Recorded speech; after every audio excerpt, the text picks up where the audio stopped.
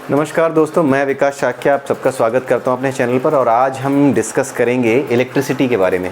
कई दिनों के बाद मैं वीडियो डाल रहा हूं, अपने इस चैनल को मैं फिर से रिज्यूम कर रहा हूं और अब हम इसमें कॉन्टीन्यूसली कोई ना कोई सब्जेक्ट, हर सब्जेक्ट के लिए, चाहे वो इकोनॉमिक्स हो, चाहे वो पॉलिटिकल साइंस हो, चाहे वो आपका हिस्ट्री हो, हर सब्जेक्ट से रिलेटेड यहाँ पर आपको अब वीडियोज़ मिलते रहेंगे। सो आज हम एक नई सीरीज़ शुरू कर रहे हैं साइंस को लेकर के। तो साइंस को लेकर के जो हम सीरीज़ शुरू कर रहे हैं उसमें सबसे पहले मैं इलेक्ट्रिसिटी के बारे में डिस्कस करूंगा, ठीक है। और इम्पॉर्टेंट क्वेश्चंस जो पिछले ईयर्स में आ चुके हैं एसएससी में, यूपीएससी में या यूपीपीसीएस में, कहीं पर भी उनको भी कवर करने की कोशिश करूँगा। और अगर आप ये समझ जाते हैं तो एग्ज़ाम्स में आपके मैक्सिमम क्वेश्चन साइंस से रिलेटेड सही होंगे, ठीक है। तो आइए देखते हैं विद्युत आवेश, विद्युत घर्षण, विद्युत के बारे में पढ़ते हैं। तो विद्युत आवेश क्या है? आपने कई बार बचपन में किया होगा कि कंघी को अपने बालों में देर तक रगड़ते रहने से क्या होता है कि उसमें फिर कागज़ के टुकड़े जो है ना, उसको उठाने की क्षमता आ जाती है, कागज़ के टुकड़ों को वो उठाने लगता है।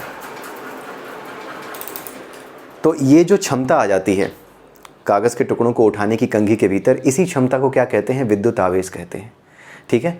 विद्युत आवेशित होने के कारण ही वो कागज़ के टुकड़ों को अपनी ओर उठाने लगती है, उस पर आवेश आ जाता है, ठीक है। तो इस घटना को विद्युत आवेश, यानी किसी वस्तु को किसी दूसरी वस्तु के साथ रगड़ने पर उसमें जो दूसरी वस्तुओं को आकर्षित या प्रतिकर्षित, ऐसा नहीं है कि हर बार वो आकर्षित ही करेगा, कई बार ऐसा आवेश भी आ सकता है कि वो दूसरी चीज़ को ढकेलने लगे, दूसरी तरफ प्रतिकर्षित करने लगे, ठीक है।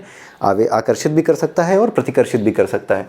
तो इस गुण को, जिसकी वजह से किसी वस्तु में किसी दूसरी वस्तु को अपनी ओर खींचने या उसे पीछे की ओर ढकेलने का गुण आ जाता है, उसे क्या कहते हैं? विद्युत आवेश कहते हैं। विद्युत घर्षण क्या होती है? इस तरीके से रगड़ने पर जो विद्युत आवेश पैदा होता है उसी को क्या कहते हैं? विद्युत घर्षण। इस तरह की विद्युत को विद्युत घर्षण, घर्षण के कारण उत्पन्न हुई विद्युत, ये विद्युत ही है, ये विद्युत का ही गुण है कि वो दूसरी वस्तुओं को अपनी ओर खींच रहा है। तो घर्षण के कारण ये विद्युत गुण आ रहा है, इसलिए इसको क्या कहते हैं? घर्षण विद्युत कहते हैं। घर्षण यानी रगड़ना, ठीक है। स्थिर विद्युत क्या होती है? अब जैसे कंघी को आपने रगड़ा, अपने बालों में रगड़ा और उसके बाद आपने कागज़ के टुकड़ों को उससे उठाया, तो उसने उसे उठा लिया, लेकिन थोड़ी देर बाद उस कंघी से अब दोबारा ट्राई करोगे तो नहीं रहेगा वो गुण, ठीक है। तो इस तरह का गुण, जिसमें कि आप कंघी लगाई आपने या फिर कोई भी आवेशित वस्तु से किसी दूसरी वस्तु को आप खींच पाते हो या उसे रिपेल कर पाते हो, यानी उसे प्रतिकर्षित कर पाते हो, अगर वो गुण परमानेंटली नहीं रहता तो वो स्थिर वैद्युत नहीं है, ठीक है। स्थिर वैद्युत क्या है? अगर वो गुण हमेशा बना रहे, एक बार आपने कर दिया, अगर कंघी से आपने ये बालों में रगड़ लिया और उसके बाद वो चाहे कितनी बार भी आप कागज़ को उठाने की कोशिश करें, कागज़ के टुकड़ों को, हर बार अगर वो उठाए तो क्या होता? कंघी क्या हो जाती? कंघी पर स्थिर विद्युत आ जाता। लेकिन कंघी पर स्थिर विद्युत इस स्थिति में नहीं आता, ठीक है। आप रगड़ते हो तो स्थिर विद्युत नहीं होता। स्थिर विद्युत कब होता है? जब वो परमानेंटली जो चार्ज आया है, जिसकी वजह से वो दूसरी चीज़ों को अपनी ओर खींच रहा है, जब वो परमानेंटली वहाँ स्टे कर जाए, तब उसको क्या कहते हैं? स्थिर विद्युत कहते हैं। और विज्ञान की वो शाखा, भौतिक विज्ञान की वो शाखा, वो ब्रांच जिसमें इस गुण के आधार पर चीज़ों का या भौतिक घटनाओं का अध्ययन किया जाता है, या डायोड, ट्रायोड, ये जितने भी भौतिक वस्तुएं बनाई जाती हैं भौतिक विज्ञान के अंदर, इन चीज़ों का जिनका अध्ययन किया जाता है, जिन पर परमानेंटली चार्ज इकट्ठा हो जाए तो वो कैसे बिहेव करती हैं, इस स्टडी को क्या कहा जाता है?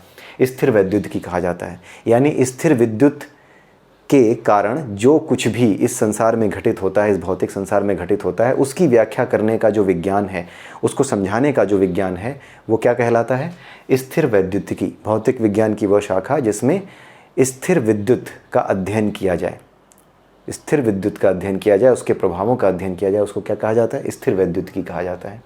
अब आवेश कितने प्रकार के होते हैं? अब जो कंघी से हमने बाल से हमने कंघी रगड़ी तो उस पर जो आवेश आया है, वो आवेश कितने तरीके का हो सकता है? वो धनावेश भी हो सकता है और ऋणावेश, दो तरह के आवेश होते हैं। एक होता है धनावेश, एक होता है ऋणावेश, पॉजिटिव और निगेटिव, ठीक है। लेकिन ये पॉजिटिव और निगेटिव आवेश आते क्यों हैं, किस वजह से आते हैं, इसके लिए हमें समझना होगा परमाणु को।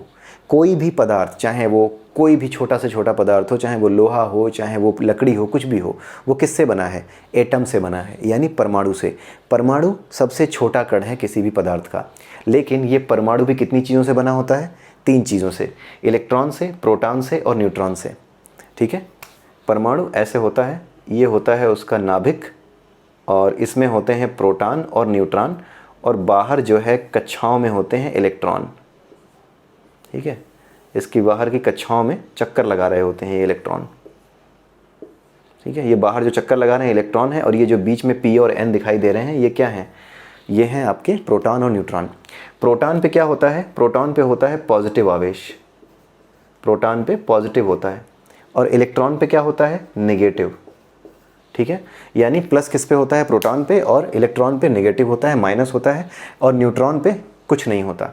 ठीक है, न्यूट्रॉन पे कोई आवेश नहीं होता। प्रोटॉन की खोज आप लिख लीजिए, प्रोटॉन की खोज की थी रदरफोर्ड ने, और इलेक्ट्रॉन की खोज की थी थॉमसन ने, और चैडविक ने की थी न्यूट्रॉन की खोज। ये पूछा जाता है कई बार, इसलिए आप नोट कर सकते हैं इसे कि किसने इलेक्ट्रॉन, प्रोटॉन, न्यूट्रॉन की खोज की। अब देखते हैं प्रोटॉन और न्यूट्रॉन और इलेक्ट्रॉन ये किस तरीके से आवेश को प्रभावित करते हैं। नॉर्मली एक परमाणु जब होता है, कोई भी पदार्थ है, चाहे आपका लोहा है, आपका कोई भी धातु है, चांदी है, लोहा है, लक्कड़ है, कुछ भी है, ठीक है, उसमें क्या होता है कि उसका जो पदार्थ है, यानी जो पूरा का पूरा लोहे का टुकड़ा है या धातु का टुकड़ा है, वो किससे बना है, उसी धातु के परमाणुओं से बना है। यानी चांदी का तार किससे बना है, चांदी के कई परमाणुओं से मिलकर बना है। ठीक है, अब चांदी के हर एक परमाणु में क्या है, चांदी का प्रोटॉन, चांदी के लिए न्यूट्रॉन और चांदी के लिए इलेक्ट्रॉन है। ठीक है, लेकिन चांदी का ये जो टुकड़ा है ये ऐसे ज़मीन पर अगर पड़ा है तो क्या इसमें से करंट बहेगी, नहीं बहती। क्यों, क्योंकि नॉर्मली हर पदार्थ, हर धातु विद्युत का कुचालक होती है। ठीक है, उसमें विद्युत प्रभावित नहीं हो सकती। क्यों, क्योंकि हर पदार्थ में जितना प्रोटॉन होते हैं नाभिक में, ये नाभिक है जिसमें प्रोटॉन रहते हैं, जितने यहाँ प्रोटॉन होते हैं उतने ही बाहर इलेक्ट्रॉन होते हैं, और जितना आवेश प्रोटॉनों पे होता है उतना ही इलेक्ट्रॉनों पे होता है। अगर 5 यूनिट का आवेश प्रोटॉनों पे है तो 5 यूनिट का ही आवेश ऋण आवेश, 5 यूनिट का धन आवेश किस पे होगा, प्रोटॉन पे, तो 5 यूनिट का ही ऋण आवेश किस पे होगा, इलेक्ट्रॉन पे। ये हर परमाणु के साथ होगा उस पदार्थ के। तो ये जब पॉजिटिव और नेगेटिव दोनों बराबर हैं तो ये दोनों क्या करते हैं, एक दूसरे को बैलेंस रखते हैं, परमाणु बैलेंस में रहता है। ठीक है, इसलिए इसमें किसी तरह का आवेश नहीं है, ये उदासीन है। क्यों, क्योंकि जितना पॉजिटिव है उतना नेगेटिव है, जितना पॉजिटिव है उतना नेगेटिव मिलाओगे तो वो क्या हो जाएगा, शून्य। और न्यूट्रॉन वो तो पहले से ही उदासीन है, इसलिए ये विद्युत का कुचालक होने लायक इसमें आवेश नहीं है। ठीक है, अब होता कैसे है फिर, आवेश आता कैसे है, जब आप किसी चीज़ को किसी दूसरी चीज़ से रगड़ते हैं या किसी और माध्यम से जैसे गर्म करके या किसी और माध्यम से आप इस तरीके का प्रभाव उत्पन्न करते हैं कि ये जो इलेक्ट्रॉन हैं, ये जो इलेक्ट्रॉन बाहर घूम रहे हैं, ठीक है, ये इलेक्ट्रॉन अपनी कक्षा को छोड़ करके बाहर निकल जाए। जब ये इलेक्ट्रॉन अपनी कक्षा को छोड़ करके बाहर निकल जाएं, इतना अगर ऊर्जा दे दी जाए, या तो गर्म करके या आपस में रगड़ के। ठीक है, अगर आप इस तरह से कर पाते हैं, रगड़ करके या ऊर्जा दे करके, गर्म करके उसको, तो होता क्या है, धातुओं में, खास करके धातुओं में क्या होता है कि धातुओं के साथ क्या होता है कि नॉर्मली ये इलेक्ट्रॉन जो है, सबसे जो बाहरी कक्षा होती है उसमें 1 या 2 इलेक्ट्रॉन होता है, 1 या 2 इस तरह से रहते हैं, और इनकी दूरी क्या होती है, नाभिक से दूर होती है, ज़्यादा दूरी होती है। अगर कोई मुझसे ज़्यादा दूर है तो उसके ऊपर मेरी जो लगने वाली ताकत है इतनी ज़्यादा नहीं होगी जितना कि नज़दीक वाले व्यक्ति पे मेरी लगने वाली ताकत होगी। ठीक है, इसीलिए जो लोग दूर हैं, जो इलेक्ट्रॉन दूर हैं, उस पर लगने वाला बल इतना ज़्यादा नहीं होता, फिर भी बराबर आवेश होने की वजह से ये संतुलित रखता है, बैलेंस रखता है। लेकिन जब इसको गर्म किया जाता है तो क्योंकि ये दूर है तो इसका बाहर निकलना आसान हो जाता है। तो होता क्या है कि जब किसी पदार्थ को, जैसे कि आपका कोई भी है, आपका कंघी था या कुछ भी था, जब उसको रगड़ा बालों से, तो हुआ क्या कि थोड़ी सी गर्मी आई। गर्मी आने से उसके जो हमारे जो कंघी थी, कंघी के जो परमाणु हैं, कंघी जिस तत्व से पदार्थ से बनी हुई है, उसके जो परमाणु हैं, उसके परमाणु का बाहरी इलेक्ट्रॉन क्या हुआ, बाहर निकल गया। ठीक है, जब वो बाहर निकल गया तो वो क्या करता है, बाहर जो है घूमने लगता है। जब वो बाहर घूमने लगता है तो यहाँ पे पॉजिटिव बढ़ गया, क्योंकि पूरा का पूरा परमाणु कैसा हो गया, अब पॉजिटिव हो गया। क्यों, क्योंकि नेगेटिव निकल गया, इसमें से इलेक्ट्रॉन नेगेटिव होता है, जब नेगेटिव निकल गया तो ये पॉजिटिव बढ़ गया, यानी अब आवेश में अंतर आ गया। पहले आवेश में अंतर नहीं था, पहले 5 और +5 और -5 था, लेकिन अब क्या हो गया, +5 और ये -4 रह गया, यानी ये ज़्यादा हो गया, यानी अंतर आ गया। तो जब अंतर आ जाएगा तो होता क्या है कि जो धन और ऋण आवेश ये एक दूसरे की ओर चलना शुरू करते हैं। ये जो है धनावेश ऋणावेश, ये एक दूसरे को उदासीन करने का प्रयास करते हैं, और जब ये उदासीन करने का प्रयास करते हैं तो ये इलेक्ट्रॉन क्या करते हैं, घूमना शुरू करते हैं। जब ये इलेक्ट्रॉन घूमना शुरू करते हैं तो इनके इलेक्ट्रॉनों के घूमने की वजह से ही इलेक्ट्रिक करंट यानी बिजली पैदा होती है।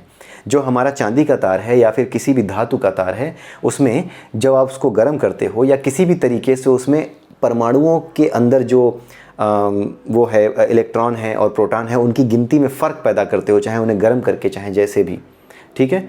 तो जब आप इस तरीके से फ़र्क पैदा करते हो, विभवांतर जिसको कहते हैं, विभवांतर पैदा करना, इसके बारे में बाद में पढ़ेंगे।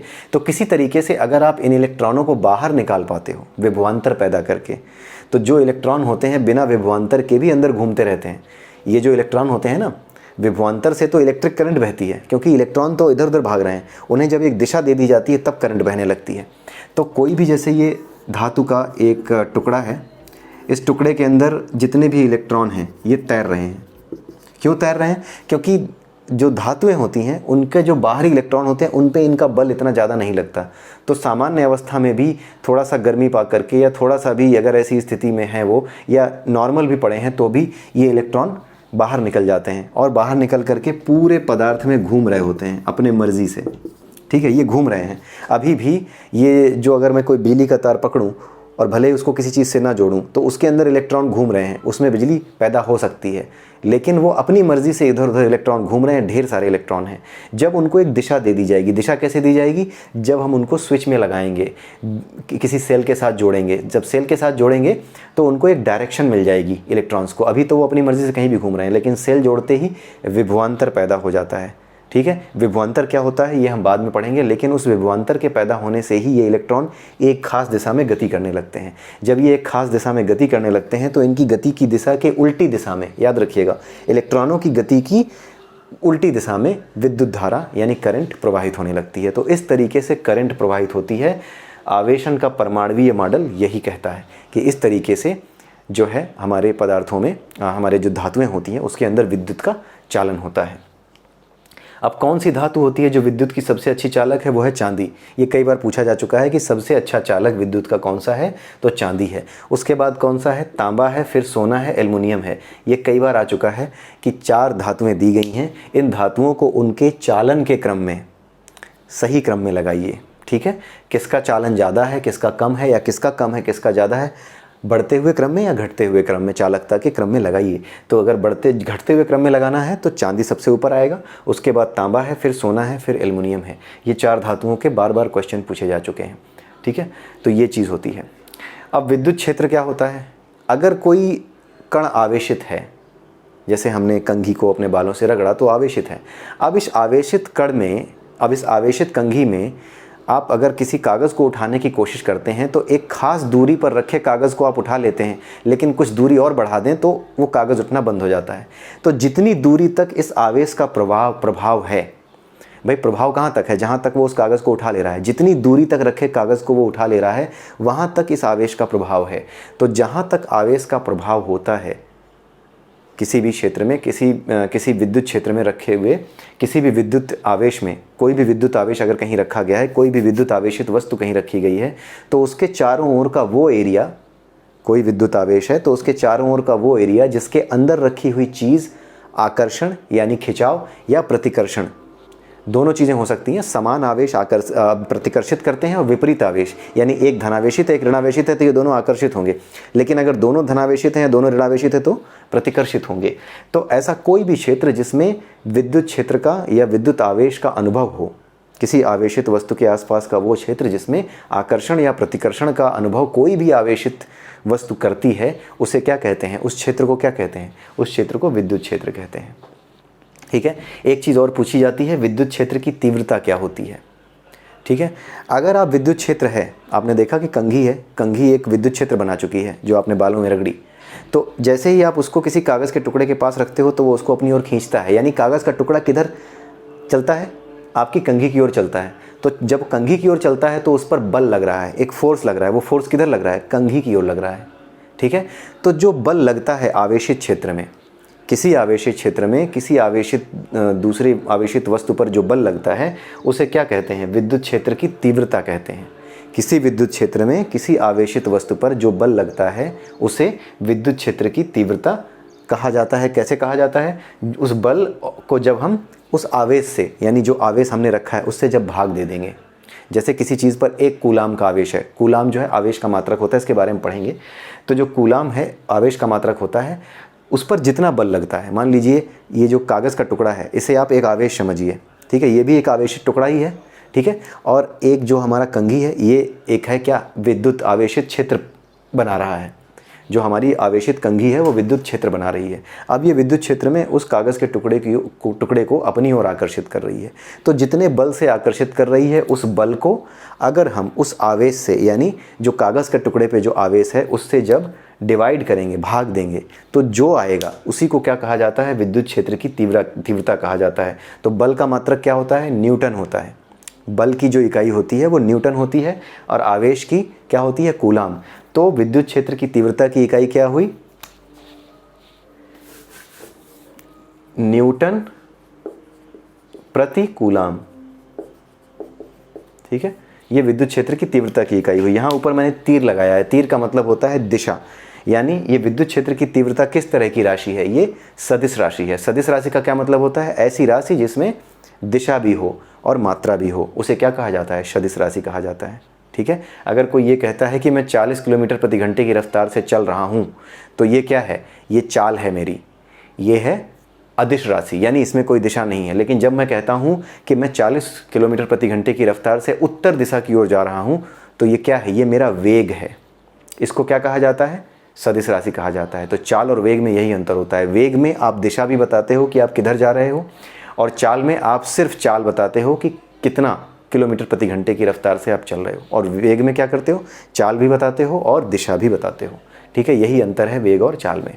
वेग कैसी है, सदिश राशि है, जिसमें भी दिशा हो वो सदिश राशि है। अब विद्युत क्षेत्र की तीव्रता क्यों सदिश राशि है, क्योंकि एक दिशा में ही तो बल लगता है। भाई कंघी आपने इधर रखी, वो इधर रखा, तो जिस दिशा में बल लग रहा है उसी दिशा में वो कागज़ का टुकड़ा आ रहा है। तो जिस दिशा में बल लगता है, जहाँ पर दिशा शामिल हो, बल की दिशा भी लग रही हो, वो हमेशा सदिश राशि होगी। ऐसी कोई भी घटना जिसकी व्याख्या करने में दिशा भी आती हो, वहाँ सदिश राशि वो बन जाती है, ठीक है, अगर किसी राशि की बात हो रही है तो। अब चालक, अचालक और अर्धचालक और अचालक की परिभाषा देख लेते हैं क्या होती है। चालक क्या होता है, धातुएं चालक होती हैं। चालक मतलब जिसमें से विद्युत का प्रवाह आसानी से हो सके। अगर आप कोई एल्युमिनियम का तार लगाएं अपने घर में किसी सॉकेट में, तो उससे विद्युत का प्रवाह आसानी से हो सकता है। चांदी का तार हो तो और आसानी से होगा, तांबा, सोना, एल्युमिनियम, ये हमने अभी पढ़ा।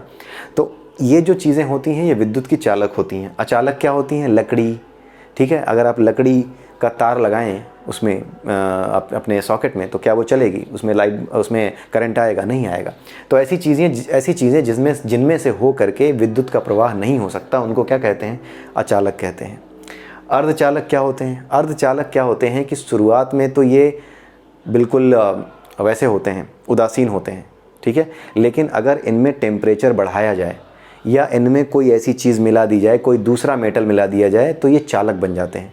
सामान्य अवस्था में ये चालक नहीं होते, लेकिन इनमें कुछ अशुद्धियाँ मिलाने पर, कोई दूसरी धातु मिलाने पर या इनका तापमान बढ़ाने पर इनकी चालकता, यानी इनमें करंट बहने लगे, तो ऐसे चालकों को क्या कहते हैं, अर्धचालक कहते हैं, ठीक है। जितने भी ट्रांजिस्टर और जितनी भी चीज़ें हमारे कंप्यूटर में लगी होती हैं, ये सारी की सारी अर्धचालक पदार्थ की बनी होती हैं। जैसे जर्मेनियम है, सिलिकॉन है, ये सारे के सारे क्या हैं, अर्धचालक हैं। अतिचालक क्या होते हैं, अतिचालक समझने से पहले हमें समझना होगा प्रतिरोध के बारे में। छोटी सी डिफिनीशन है प्रतिरोध की।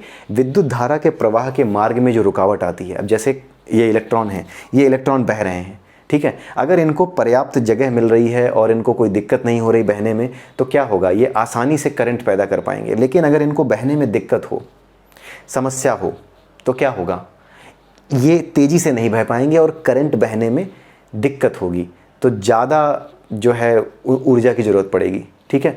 तो जो करंट के मार्ग में, यानी इलेक्ट्रॉनों के मार्ग में, इलेक्ट्रॉनों को एक दिशा में बहने में जब हम विद्युत पैदा करते हैं कोई सॉकेट में जोड़ करके अपने तार को, तो उस धातु के तार में जो इलेक्ट्रॉन बह रहे हैं, जब उनके रास्ते में किसी तरह की रुकावट आती है, तो विद्युत धारा सही से प्रवाहित नहीं हो पाती। तो ये जो रुकावट आती है, इसी को क्या कहते हैं, इसी को प्रतिरोध कहते हैं। जब हम किसी चीज़ का टेम्परेचर बढ़ाते हैं, जैसे किसी तार का टेम्परेचर आप बढ़ा देंगे तो उससे होकर के लाइट, उससे होकर के करंट सही से नहीं बहेगी, उसको दिक्कत होगी, उसकी जो है चालकता कम हो जाएगी। यानी किसी भी पदार्थ को गर्म करने पर उसकी चालकता, किसी भी धातु को गर्म करने पर उसकी चालकता क्या होती है, कम हो जाती है। उसके इलेक्ट्रॉनों को मुक्त प्रवाह में समस्या आती है, इसीलिए उसकी चालकता कम हो जाती है।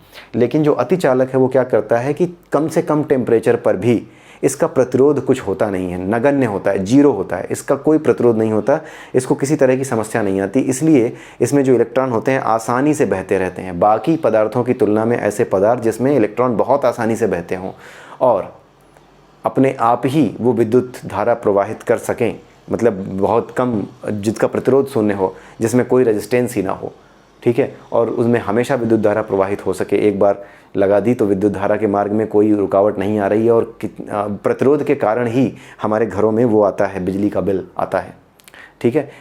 अदरवाइज़ वो बिजली का बिल कम हो, जितना ज़्यादा प्रतिरोध आता है उतना ज़्यादा हमारा जो है ऊर्जा खर्च होती है, ठीक है।